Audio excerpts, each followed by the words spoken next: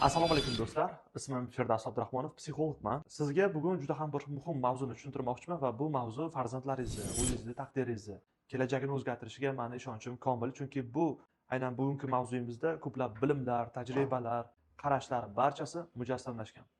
Undan oldin men psixolog haqida ma'lumot bersam, ko'pchilikda tushuncha yo'q. Psixolog nima ish qiladi? Psixolog jinnilar bilan, aqli zaiflar bilan ishlamaydi. Psixolog sog'lom insonlar bilan ishlaydi.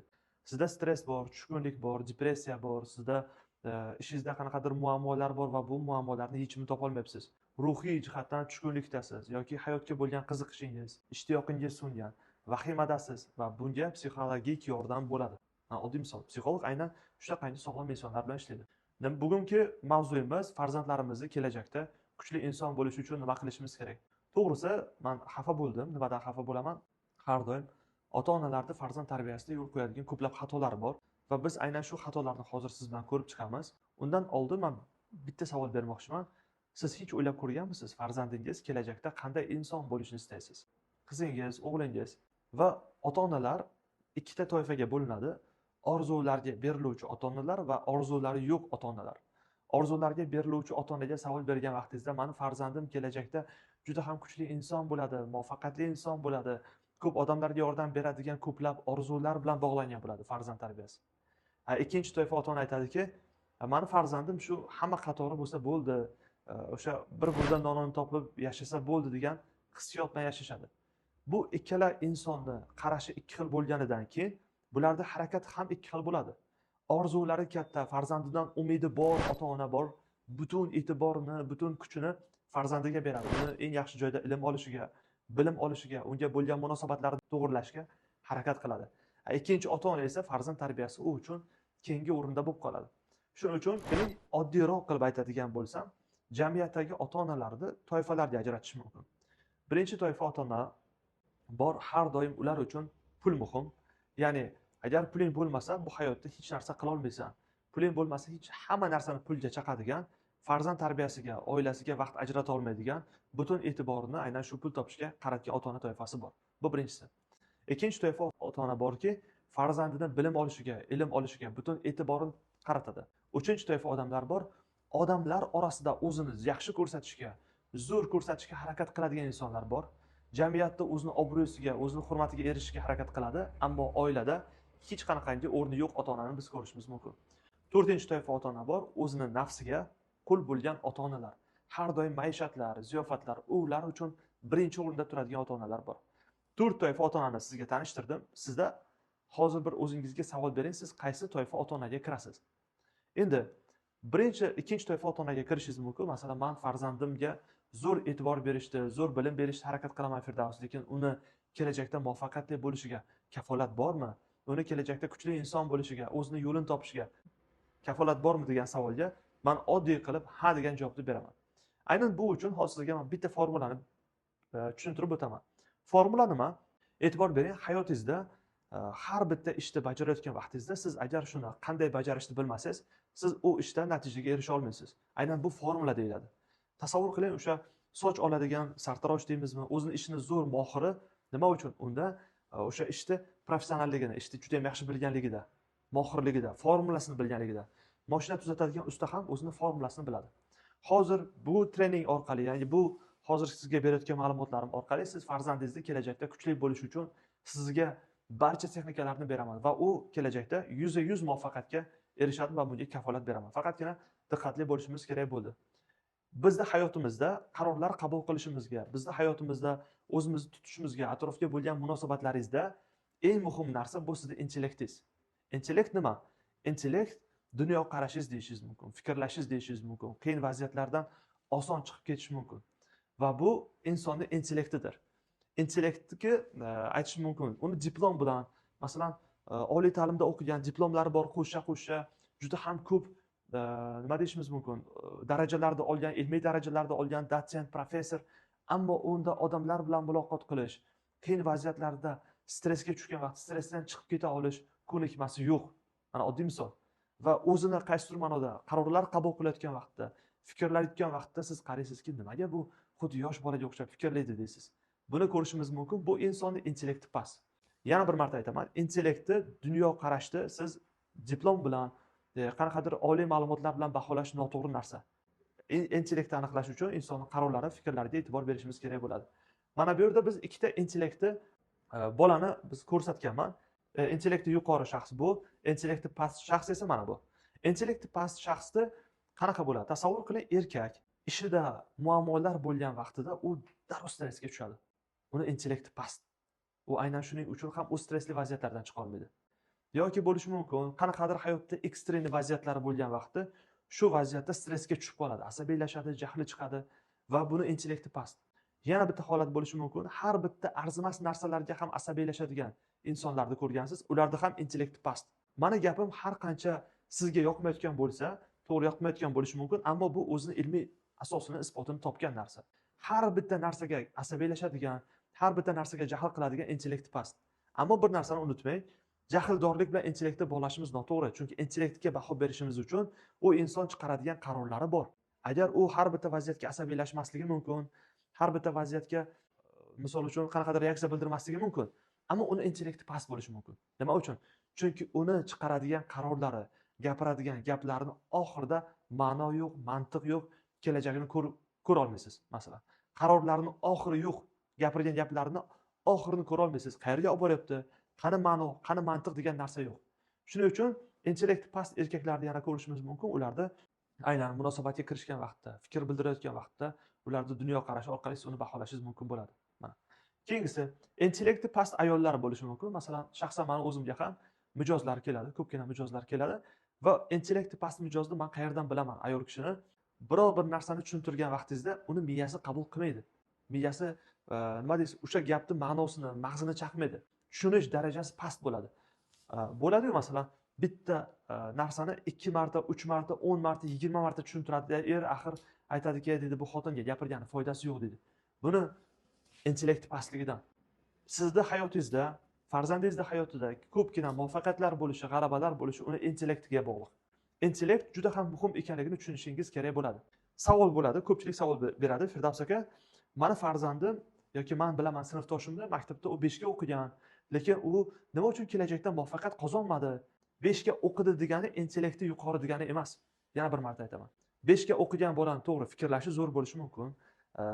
Ma'lum bir qarorlarni qabul qilishi mumkin, lekin unda agar qo'rquvlar bo'ladigan bo'lsa, unda ma'lum bir cheklovlar bo'ladigan bo'lsa, o'zida mana bu ishni qilayotgan bo'lsam, bankrot bo'lsamchi, ishim yurishmasachi deb aytayotgan bo'lsa agar, yoki bo'lmasa a'lochilik sindromida bo'layotgan bo'lsa agar, u kelajakda muvaffaqiyat qozonish ehtimoli nihoyatda kam bo'ladi. Mana oddiy misol. Shuning uchun maktabda sho'x bolalar bor, misol uchun, quloqsiz bolalar bor.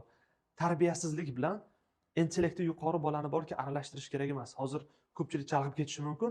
Tarbiyasiz bola qanaqa? Tarbiyasiz bola o'zini xatti-harakatlarini nazorat qila olmaydigan bola. O'tir desa tushunmasligi mumkin, gapga quloq solmasligi mumkin. Bu tarbiyasiz. Ammo buni intellekti yuqori ham bo'lishi mumkin. Qanaqa? Qabul qilishi zo'r. Qiyin vaziyatlardan oson chiqib ketadi. Siz har qancha sizni aldashi juda ham oson bu intellekti. Keyin intellekti yuqori bolani qayerdan ajratasiz? Gaplari birro-birro bo'ladi. Gap qaytaradi, erkin bo'ladi, misol uchun u berayotgan savollar sizni qiyin vaziyatga tushirib qo'yadi. Bu intellekti yuqori. Jamiyatimizda bolalarni ko'pchilik aytadiki, tarbiyali va tarbiyasiz bolaga bo'lishadi. Bilimli va bilimsiz bolaga bo'lishadi. Intellektga umumiy holatda baho berishingiz uchun u ham tarbiyali bo'lishi mumkin, ham intellekti yuqori bo'lishi mumkin. Misol uchun, tarbiyali bola o'zining xatti-harakatlarini nazorat qila oladi, tarbiyasiz bola nazorat qila olmaydi. Intellekti yuqori bola fikrni bemalol ayta oladi, u o'zidan yangilik yarata oladi. Misol uchun, ota-onasi aytadiki, bola mana bu ishni qil degan vaqtda u ishni boshqacha usullar bilan bajarishi mumkin. Oddiy misol. U qiyin vaziyatlardan chiqish uchun bola ma'lum bir bahonalarni topishi mumkin. Bu intellekti yuqori bola bo'ladi. Endi demak, biz bolalarni, qizlarimizni, o'g'illarimizni intellektini yuqori qilishimiz kerak. Hozir beradigan formula boshlang'ich sinf o'qituvchilariga ham zo'r ishlaydi. Yuqori sinf maktablarda juda ham zo'r ishlaydi bu tizim. Ammo oila uchun moslashilgan hozir. To'g'risi, maktablar uchun hali bitta tizimni o'ylab topganim yo'q. Ya'ni qanaqadir yangilik kiritishimiz kerak bolalarda intellektini o'stirish uchun, o'qishga bo'lgan motivatsiyasini oshirish bo'yicha hozir to'g'risi shuni ustida ishlayapman. Tez orada nasib qilsa agar buni ham imkonini topamiz.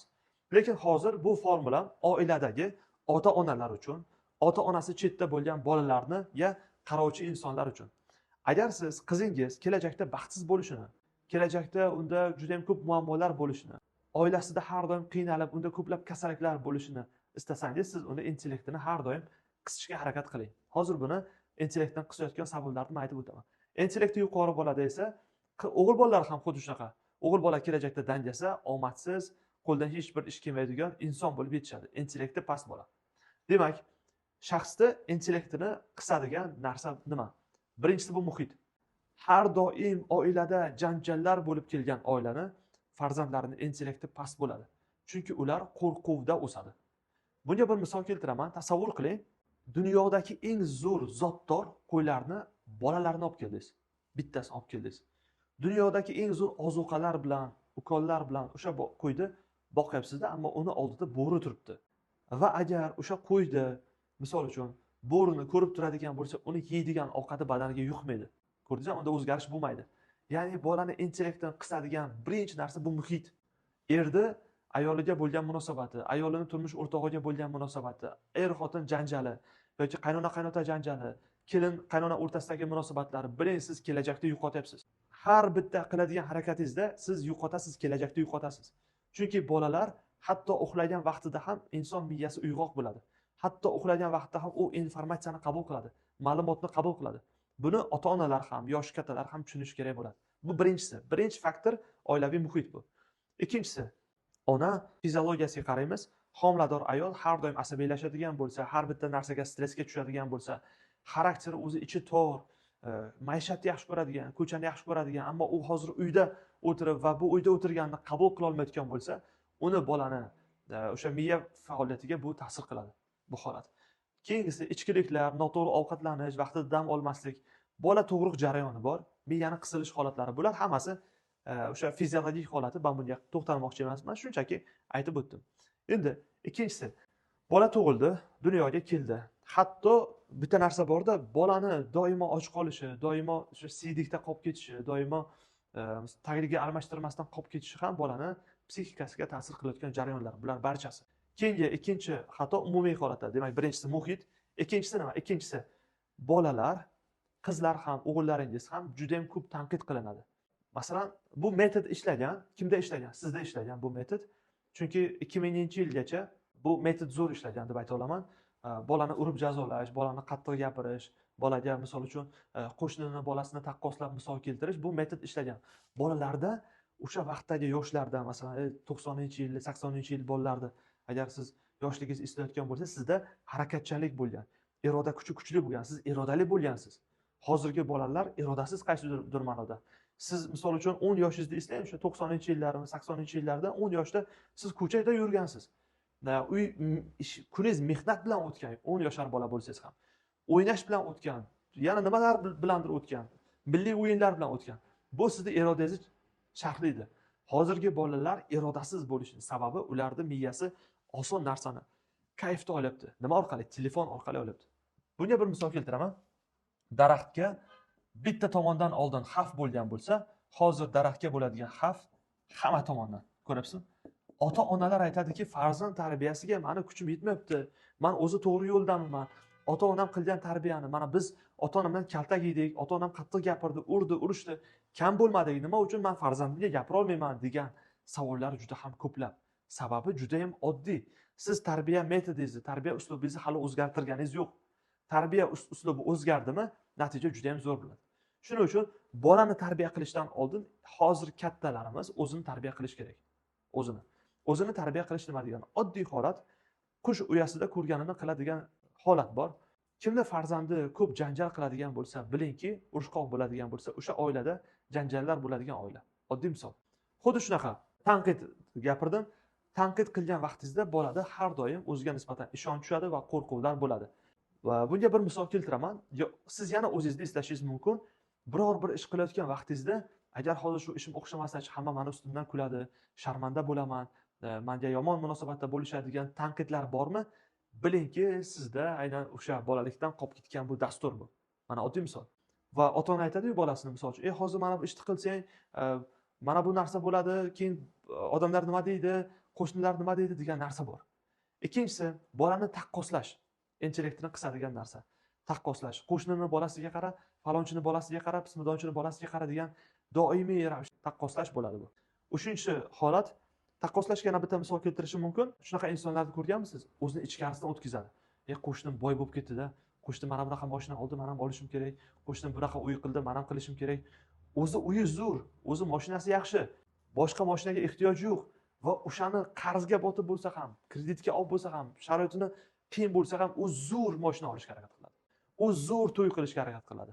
Buni natijasi o'sha bolalikdagi dastur taqqoslash. Lekin o'ylamaydi shu, to'xta, men bunaqa zo'r to'y qilganimdan ko'ra, hashamatli qimmatbaho to'ylarga pul sarflaganimdan ko'ra, shu yoshlarga bitta sayohatga bilet olib beray, o'sha qolgan so'mmasiga yoki qo'liga pul beray shu o'g'limni. Shu kelinimni qo'liga pul beray degan tushuncha bo'lmaydi. Bu intellektni qisayotgan holatlar. Keyingisi qo'rquvlar. Qo'rquv nima? Ota-ona bolasini doimiy qo'rqitishi, qizini, o'g'lini qo'rqitishi. Mana hozir mana bunaqa narsa bo'ladi, bunaqa narsa bo'ladi, unaqa narsa bo'ladi degan qo'rquvlar doimo bo'lgan vaqtda bolada erkinlik bo'lmaydi va bu qaysidir ma'noda bolada qisish holati bo'ladi. Keyingisi uni fikrlarini eshitmaslik. Bolani sen hali kichkinasan, sen hali hech narsani bilmaysan, sen hali yoshsan degan ko'plab cheklovlar bolani intellektini qisadi.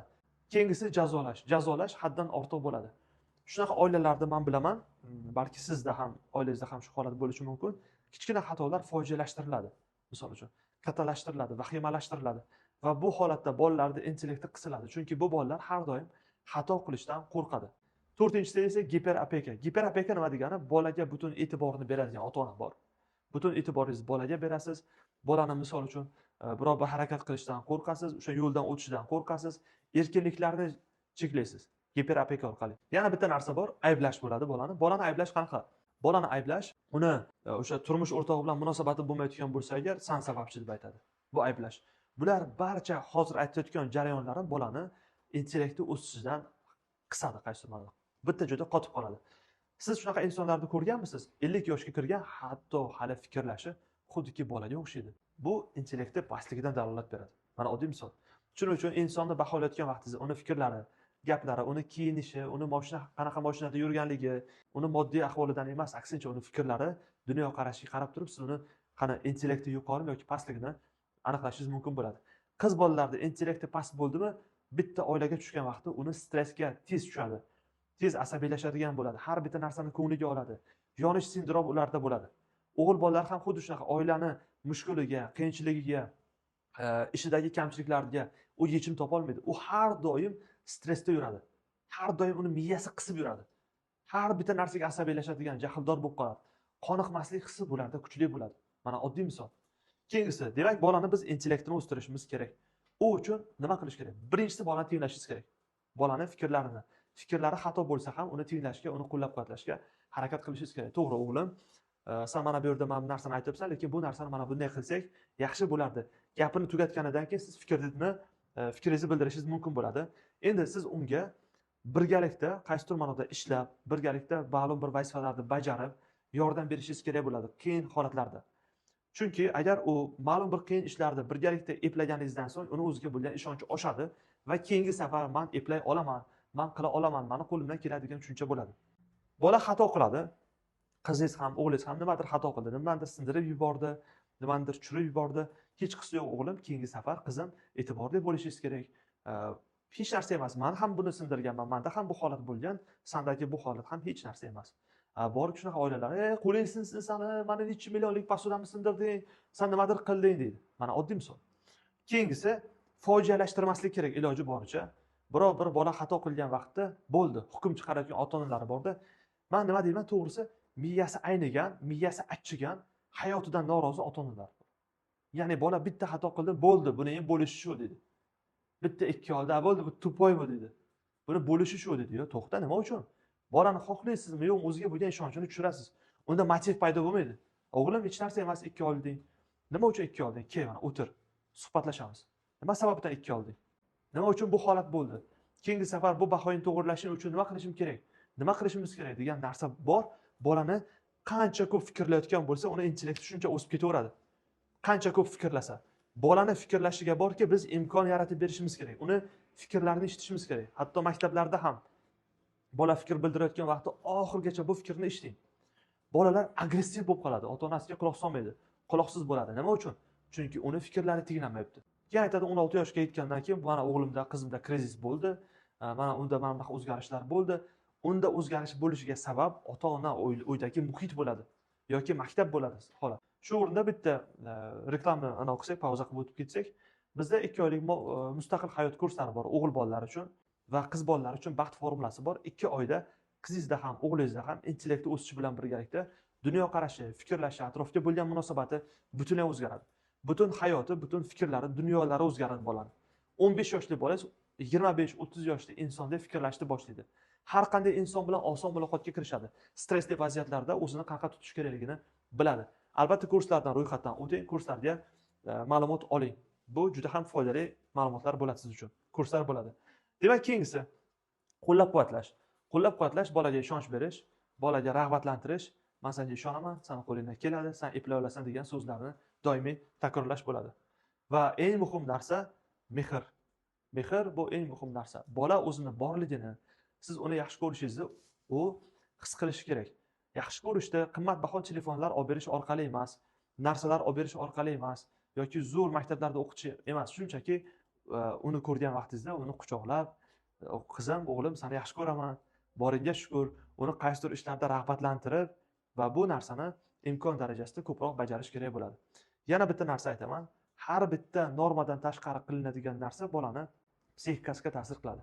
Hatto bolaga biror bir narsani bola xohlayotgan bo'lsa, borki osonlikcha uni berib qo'yish kerak emas. Birdaniga berib qo'yish kerak emas. "Bu o'g'lim, mana buni velik olmoqchimisan? Bo'ldi, senga bir haftadan keyin buni olib beraman." Bolani bir hafta davomida u pul yig'ishi kerak, u pulni ushlashni o'rganish kerak va bir haftadan keyin u narsasini borib olayotgan bo'lsa, uni qadri ham boshqacha bo'ladi. Bir o'zingiz eslab ko'ring, yoshligingizda siz qanchalik biror bir narsa olgan va olayotgan vaqtingizda qiynalganlar borda, ularning qadri boshqacha bo'ladi. Endi bu yerda bitta e'tiroz bildiraman. Firdavs, seni aytgan gaplaringni hech qaysiga men qo'shilmayman. Nima uchun qo'shilmaysiz? Xuddi shunaqa men bolaligimda ota-onam, qarang, zo'r narsa bu. Bolaligimda ota-onam har doim meni jazolagan, har doim urgan, har doim cheklagan. Lekin mana hozir intellektim yuqori, dunyoqarashim keng, fikrlashim zo'r, men ko'plab muvaffaqiyatlarga erishdim. Demak, seni bu nazariyang bu xato. Bu savolga ham, bu e'tiroz ham o'rinli, bunga javob beraman. Ya'ni xatoligi o'rinsiz, qolgan fikrlar o'rinli. Inson 16 yoshga yetganidan so'ng, 18 yoshga yetganidan so'ng aqlni taniydi-yu shaxs. Aqlni tanigandan so'ng o'z-o'zini tarbiya qilish bosqichiga o'tadi. Mana oddiy misol. O'z-o'zini tarbiya qilish bosqichi. Misol uchun ota-onam menga aytganlari yo'q. "O'g'lim, sen o'zi nima deyishim mumkin? To'g'ri ovqatlanishga kir, sen o'zi bugun borib kitob o'qi." Inson o'z-o'zini tarbiya qilish shu. O'zidagi xulqini, o'zidagi harakatlarini tuzatadi. To'xta, meni ishimda o'zgarish bo'lishi uchun qarang, qani fikrlabdi. Meni ishimda o'zgarish bo'lishi uchun, demak, men birinchi o'zim o'zgarishim kerak. Men kelajakda boy bo'lishim uchun birinchi meni boylikka olib borishga xalaqit beruvchi nimalar bor? Men demak, o'zimni miyamda, o'zimni psixologiyamda, o'zimni qarashimni tuzatishim kerak degan tushunchalar bo'lish kerak. Mas'uliyatni bo'yniga ola olish kerak bo'ladi.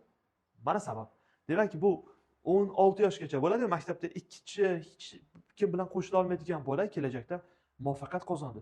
Dunyoqarashi keng, fikrlashi zo'r. Nima uchun? O'z-o'zini tarbiya qildi. Endi bolani intellektini yuqori qildingiz, tarbiyasini zo'r qildingiz, hammasi ajoyib, ammo u kelajakda muvaffaqiyatsizlikka uchradi. Sababi nimada? Bolada tanqidiy fikrlash ko'nikmasi bo'lmayotgan bo'lsa, bu birinchisi. Bolada iroda bo'lmayotgan bo'lsa agar, irodaviy sifatlari bo'lmayotgan bo'lsa agar, aynan shu muammolar unda bo'ladi. Sizga omad tilayman. Har doim farzandlaringiz, qizlaringiz, o'g'illaringiz intellektini baland qiling. Ularda intellekti yuqori bo'ladigan bo'lsa, qizlar baxtli bo'ladi, hayotda o'z o'rnini topadi. O'g'il bolalarda intellekti yuqori bo'ladigan bo'lsa, mas'uliyatni his qiladi, har doim harakatda bo'ladi, har doim o'zini o'zgartiradi va har doim yangi bilimlarni olishda davom etadi. Oxirida bitta misol bilan so'zimni yakunlamoqchiman. Qachonki bog'dagi daraxtlar, urug'lar hammasi o'sha daraxtda yaxshi hosil berishga sababchi bo'ladi.